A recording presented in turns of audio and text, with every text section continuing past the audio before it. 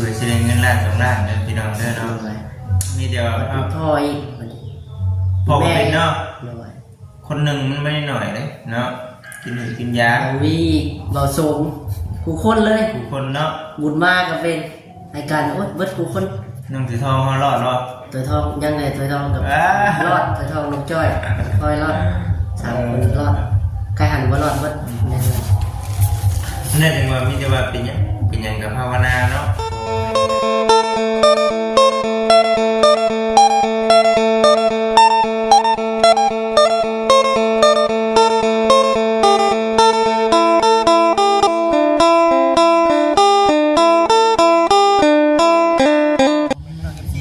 พี่น้องทักทายเด้อพี่น้องเด้อทักสวัสดีเอาจะเพิ่งให้ในเด้อเอาสบายดีไม่สักผู้ทุกคนครับมา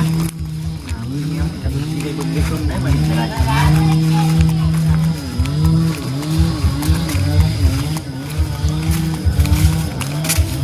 มวยแล้วโอ้ยเนาะต่อยมวยของวันที่แล้วกว่านี่เอาสบายดีได้ไหมเด้อสบายดีนี่นะไม่หัวหมอกบ่ไม่หัวเว้ยแมงเมาพี่น้องเลยแมงเมาต้นหมวกพอถอดนี่ปั่นไห้จะกินหรือเปล่าครับเยอะก็ว่าบ่กินนะลืมเด้อไปนี่ก่อนเนาะอันนั้นเคยกินบ่เคยกินอยู่เอาอยู่มาเลยได้ได้ใช้คนละทงนะบ่เป็นอย่างเนาะนี่เราน้ำเดียวกันก็ได้นะมีสิบเมตรกันไม่ใช่กินลิ้นเนาะกินลิ้นเมื่อกินลิ้นอย่าแนวมาสิมาอัปเดตอย่าแนวเป็นยังไงได้หรือเปล่าได้แล้วได้เมื่อไหร่ก็เจ้ามากันทั้งหลานท่าแล้วเนาะให้อยู่เพื่อนบ่อยู่เพื่อนได้บ่ไปจากที่เราเดี๋ยวสิไปอัปเดตเบื้องถ้าอย่างนี้ได้มันสีงามแบบใดเนาะเอาไปก่อนไปพี่น้องเลยไปเบื้องเนาะต้องใส่ละ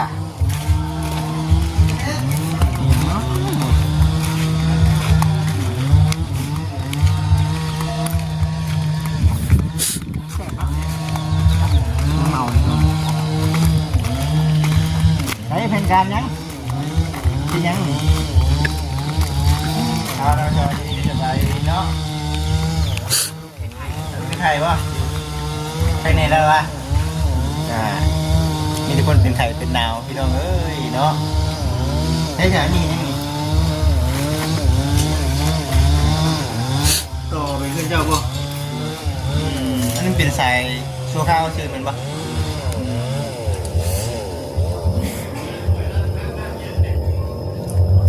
ที่นี่เนาะได้เองเลยบ่พอได้ครับสังเกตเพิ่นเลี้ยวเข่าเท่านี่แหละขาไปดองกับเจ้าในประเทศผมมาซื้อไว้ก่อนเนาะคือสิเขามาไว้ก่อนมาสั่นให้ได้พี่น้องเอ้ยแต่เพิ่นน้องเสยทองถ้าว่ามีนี่ต้องซื้อบ่หรือว่าจังไงซื้อได้เนาะทางต่อเขาคือของน้องสลายแบบเอาซื้อแล้วเนาะซื้อมาใส่แล้วพี่น้องเลยส่วนเพื่อนน้องต้องซื้อจากหมอแบงบ่มันลงมาหนีบ่หรือว่าอย่างไรน้องเขาต้องต่อจะเสีย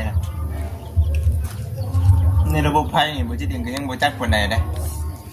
น่าจะเป็นต้นนะหันนะเนาะเพราะว่าเขาซื้อตะนางมันเลยเนาะตะไคร้บอกเอิ้นตะไคร้จักดอกคือสิฮอดอยู่ดอกว่าซั่นได้ปลูกเองแล้วเนาะเดี๋ยวไปเช้ามื้อนี้น่ะให้ทั้งน้องพาไปเบิ่งคือทั้งสามีแล้วบอกว่าอย่าแนวเรียบร้อยแล้วแม่นบ่ไปเบิ่งซั่นพี่น้องเอ้ยเนาะไปเบิ่งไปชมน้ำกัน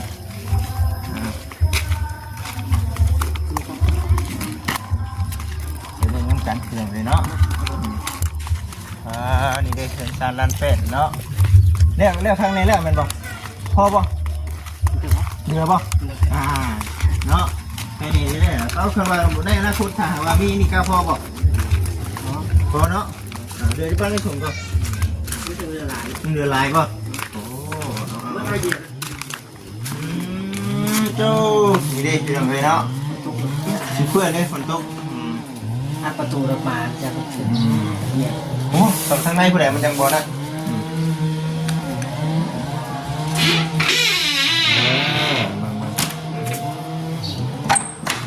อย่าแนวก่อนพี่น้องเลยสิบบึงอย่าแนวก่อนโอ้เป็นสียังก็สีเท่าหน่อยมันบ่โดยโอ้ใครได้นี่กินกันอยู่เนาะคืออยู่ได้ข้อมูลพวกเขาเนาะบัดนี้คุณอย่าแนวนั่นบ่อย่าแนวลายของยูเนาะเดี๋ยวพ่ออยู่ดอกพี่น้องเอ้ยพ่ออยู่โอเคอยู่ได้เนาะงามอยู่เข้ากันอยู่บ่ครับเข้ากันแน่พอดีโอ้ผ่าเลยยังบ่ทันได้สำเร็จปานใดเลยเนาะโดยคันติดกับใช้ยาของนี้ยาตัวยาแนวนี่บ่ยาแนวอยู่ในคอแต่ว่าเห็นตากระโหล3เก็ดทหารกาพอบ่กระโหลมาใส่ตัว3เก็ดน้ำแดงมาใหญ่ใช่ก็ได้เลยเนาะจะไม่เรื่องฟูดเป็นบ่ฟูดเขามันบ่มีได้เราเลยก็เลยยังทันได้เห็นว่าไปอยู่น้องเดือดทองคนเลยมาจัดหน้าพี่เราเลยเดี๋ยวเอามาอัปเดตก่อนอัปเดตให้กับพี่ก่อนคุยกันอยู่เพื่อนน้องฉลาดก่อนมาจัดหน้าเป็นยังรู้เจ็บเขียวบอกชมบอกชมปากแล้วคนหนุ่มจะไข่ไหมบ่ได้มาคือว่าเนี่ยเนาะคือในเรื่องเพื่อนน้องฉลาดเขาแบบจุผมเติบเนาะว่าบุกเพื่อนนั่นน่ะน้องถือทองส่วนคือปัจจุบันนี้เพื่อนน้องถือทองก็คือว่าได้จุไปหลายมือแล้วเป็นบ่หลายมือคือการ3 มื้อละประมาณ 2-3 มื้อแล้วเนาะเพราะว่าน้องเบิ้ลงบที่เราไงเนาะคือทางเขาหูแหละตั้งแต่คิดมากเนาะจะมีแต่ทางกับเมย์เพิ่นเนาะเพิ่นบุกเพิ่นคิดให้อยากให้ทางน้องๆเพิ่นได้ที่เราวันนี้ก็คือเขาหูแหละเพิ่นจะนึ่งคือเวลาเพิ่นเนาะเวลาในเรื่องการงานเพิ่นนั่นแหละที่เราเลยเพิ่นอาจจะบ่ค่อยว่างดีก็ได้เราเห็นอะไรไปเราเรื่องหลายอย่างอยู่ในเรื่องเรื่องสารแปลงทางน้องๆเพื่อนเนาะ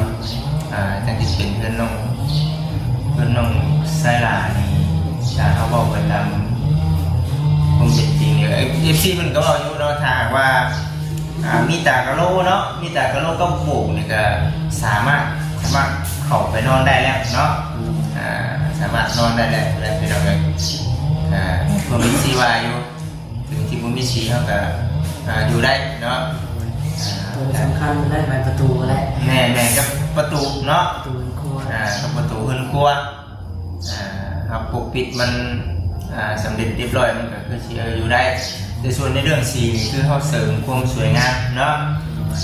เสริมความสวยงามให้กับเพื่อนกับชั้นเนาะถ้าเขาเห็นถ้าเขาหาเงินหาคำได้เขาอยากให้เงินงามเขาหามาใช้แบบนี้นะแม่ตัวนี้คือส่วนตัวนี้เพราะว่ามันงามในหัวในตาเนาะอันนี้คือพระผู้ใหญ่เป็นอย่างไรมันงามคือพระผู้ใหญ่เป็นอย่างที่ไทยพี่น้องเนาะในเรื่องสีนี่ก็ได้นะแต่ว่าในเรื่องว่าร้อยเลยเนาะว่าถามว่าร้อยนี่เพื่อนน้องไซลายังจักอย่างก่อนเนาะบอกในเรื่องร้อยเด้อที่ว่ายังเนาะหนึ่งคือขอบเป็นบอกติดขอบเนาะสองมาในเรื่องตากระโหลกเพิ่นกลัวเนาะ สามมาสีเนาะ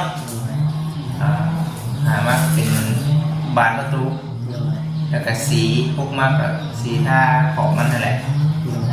น่าจะเป็นตัวนั้นอยู่พี่น้องถ้าหากว่าในเรื่องร้อยถ้าหากว่าเราบ่มีเห็นตามมีตามเกิดในเรื่องประตูเนาะประตูกับ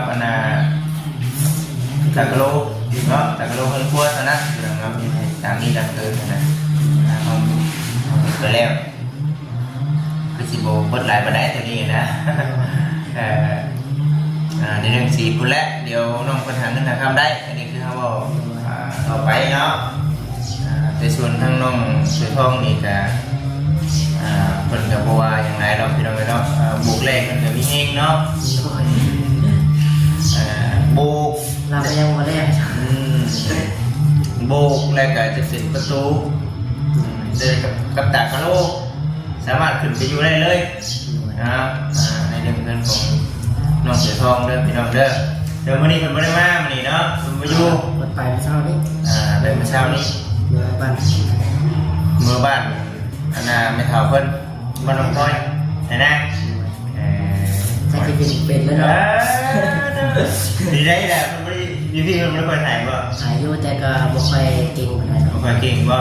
ค่อยแข็งเห็นมันลงมาเท่าปีนี้แล้วเนาะไปไล่คู่บอลได้ ไปไม่ได้เนาะพอแห้งแล้วพี่น้องเอ้ยเนาะ ไล่คู่บอลแล้วเนาะ เพราะทางนี้มีแต่น้องๆมันบ่บ่ค่อยน้องเพิ่นบ่ค่อยจับปานใด ด้วยก็จับอยู่เล็กน้อย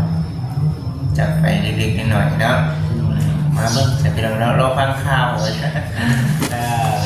เว้ยเนาะมันเอาให้เด้พี่น้องมาให้เคยใหม่เว้ยเนาะคือน้องเพิ่นก็บ่ได้ค่อยเฮ็ดปานใดยังบ่ชำนาญปานใดเดี๋ยวนี้นะเนาะเอาลูกเอาเมีย ใช้ได้อยู่แล้ว เอาครอบครัวมันก็คือสินั่นอยู่ดอกพี่น้องเอ้ยเนาะเป็นไข่ดิด้วยนั่นแหละว่าอย่างนั้นใช้ได้มันนั้นจะได้ติดไข่ ยันติดไข่บ่เลยโอ้ย ยังมาทาง ผมจันทานเก่งแห้งแหละพี่น้องเอ้ยเนาะรอดเลยไอ้รอดเขาบอกว่ารอดที่ผมว่านะพี่น้องเอ้ยเนาะ ติดไข่เลยเบิดเทือนเลย เพื่อนได้มั้ย เราบอกว่าถ้าเพื่อนต้องหลับเพื่อนไปกันชาวบ้านเลยเบิดคนหลับ ผมได้เข้าไปแล้วก็เด็ดติดกันเลยเนาะเป็นไข่เป็นนาวพี่น้องเอ้ยไอ้หมูหาการกบการเขียดกับบ่ไปเลยมันบ่ ไม่ได้ไปอยู่ห่างเลยข้อมันนี่แหละใครแน่เนาะ คลิปก็ไม่ได้ถ่ายยังไม่ได้เห็นเลย แมน หลายกัน ว่าน้องคนโอ้ยเนาะว่าวีน้องคิด รออยู่บ่ถ่ายน้องเนี่ยบ่จะก็จะได้เบิ่งนี่นะบางเมื่อบ่ได้มานะบ่ไหวเนาะแม่นบ่จนบ่อยากฮอดถ่ายคลิปพุ่นแหละเนาะอาการของมาแล้วโบกเนาะโบกแล้วพี่น้องเอ้ยเนาะลงไปคงทางลำเลยไปเด้อ จะจอยจนจอยพุ่นแล้วพี่น้องเอ้ยนี่ยังมีก็เลยเอามาอัปเดตก่อนคือว่าสังเกตแล้วเนาะเฮ็ดผู้เดียวบ่ซั่นน้องนี่ให้กับน้องพลอยน้องพลอยน้องพลอยสมัยน้องพลอยแทนน้องถือทองน่ะว้ายเนาะชวนมื้อนั้นได้บ่ได้มาบ่มื้อนั้นด้วยยาเมื่อเดียวได้แล้วมื้อเดียวเลยมันบ่อ๋อโอ้โหมื้อนั้นได้ไปใช่มั้ยมันติดงานคือกันเนาะเป็นงานแน่เลยมันก็มันบ่ได้ถึงเนาะมันบ่พากันเฮ็ดมื้อเดียวอาจจะได้ไปไหนวะลืมส่วนเลยนะแล้วไอ้ซื้อมาเบอร์แรกกับบรรยาเบอร์ที่สองยาเบอร์สองยังเฮ็ดเนาะแล้วสำเร็จแล้วสันพี่น้องยังอันนี้ได้บาทเลยประเภทพวกหนึ่งคือมันยังอยากเปื้อนอยู่เนาะเราต้อง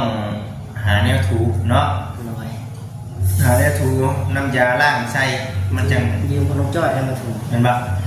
มันจังสะอาดนี่จะมาทำมาในถูกัน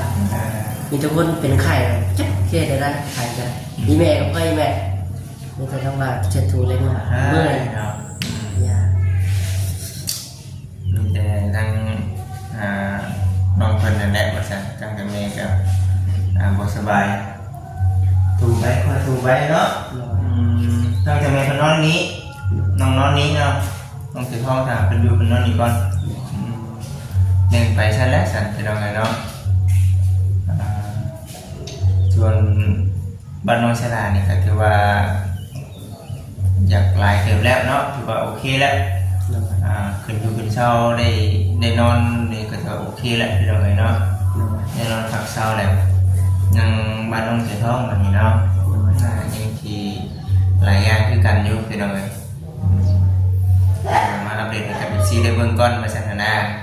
สำเร็จในเรื่องพี่น้องเด้อเนาะผ่านไปแล้วเนาะขั้นตอนการวางยาแนวเนาะสำเร็จแน่นว่าเรื่องปูว่าที่ชื่อม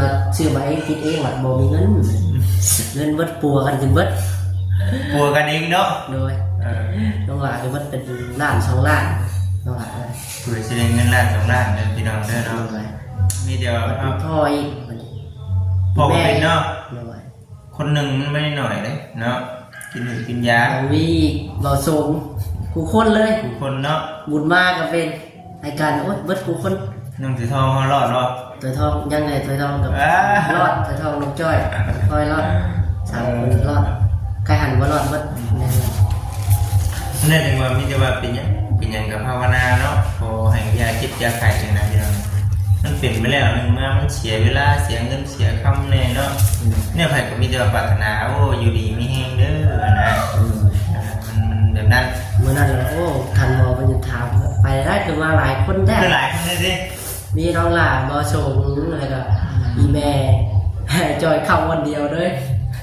น้องหลานเขาแขนจะโล่งเหมือนยุคครัวเลยสิยุคครัวเลยเหมือนกันเบิดไปตายล้าน2 ล้าน 3 ล้านขายยาแพ้ขายยาไปกับปูนเขาก็ถามว่านั่นบ่เป็นของพ่อซื้อได้อยู่แต่ว่าอยู่ในส่วนนั้นวันนี้เขาเอาส่วนเงินจุดนั้นมาใช้จ่ายในหืดขายยามันเบิดไปซักเนาะเลยแต่เพียงนี้มาสุดเบิดเลยมีคำเข้าใจอยู่หรอกพี่น้องเนาะแต่ปัจจุบันนี่ก็ยังภาวนาอยู่ว่าถ้าถูกจะให้ครอบครัวเนาะจะให้เจ้าของเป็นหันเป็นนี่เด้อนะมันยังอยู่ในเงินเท่ามันมิ้นนะหน่อยเนาะคือว่าเนี่ยเอาไม่อยากใช้เงินคนนั้นไปในช่วงนั้นแน่ว่าจังไม่อยากให้มันเป็นนั่นแหละเราเป็นเดี๋ยวมันเสียเงินเสียคำไม่ใช่อยู่ดีไม่แห้งนั่นแหละมันก็สิใช่แน่เนาะอันนี้ก็ทางอุจจาระก็เลยว่าเอามาหาทางน้องเพิ่นอัปเดตก่อนพอนี่ครับทางทำแม่เพิ่นเนาะเบิ่งเพิ่นชมน้องเพิ่นก็บ่ได้ถ่ายคลิปแน่เป็นที่แบบว่าจาก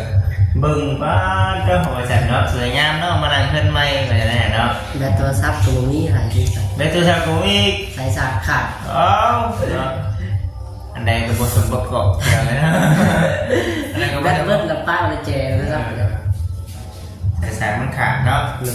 ต้องไปซื้อผู้ได้แล้วนึกชองก็ได้กำมาดีๆเนี่ย200,000นะสิ250,000ป่ะประมาณนั้นประมาณซื้อได้เป็นภาษาของแท้ๆเนี่ยมีอยู่4-50ห้องแบบมันหาบดีมันสร้างอยู่มันนั่นเขานั่นครับมันวัน12 ชั่วโมง13 ชั่วโมงใจสิเก่งให้สมันถามเนาะ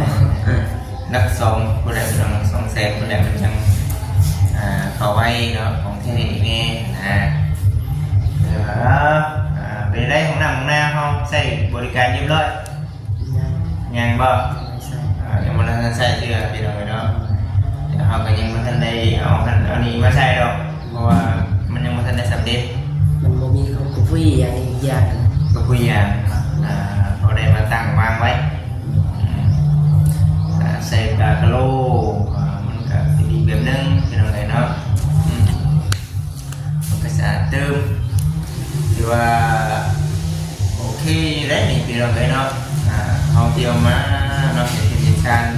ทำหน้าที่เป็นสะพานบุญกับทางผู้ใหญ่บ้านที่ว่าสำเร็จผลนี่คือมีน้องดาวเนาะน้องจ้อยน้องไม้ถือว่าโอเคแล้วมันก็ได้เนาะส่วนทางนี้ก็ยังบ่หลายในเรื่องประตูนั่นแหละทางน้องเพิ่นก็ได้ประตูครับกะโลนั่นแหละ เราพอเป็นครัวเฮาเอานะตอนนี้ก็สามารถได้มามาเติมเรื่องแรกพี่น้องไงเนาะเติมเรื่องแรกเลยครับส่วนตัวนี้ก็มีแต่น้องคนเสริมตัวขอบขางแหละเนาะเสริมขอบขางคือสีงามเลยไม่คิดว่าแล้ว มันยังดำๆเนาะ แล้วใน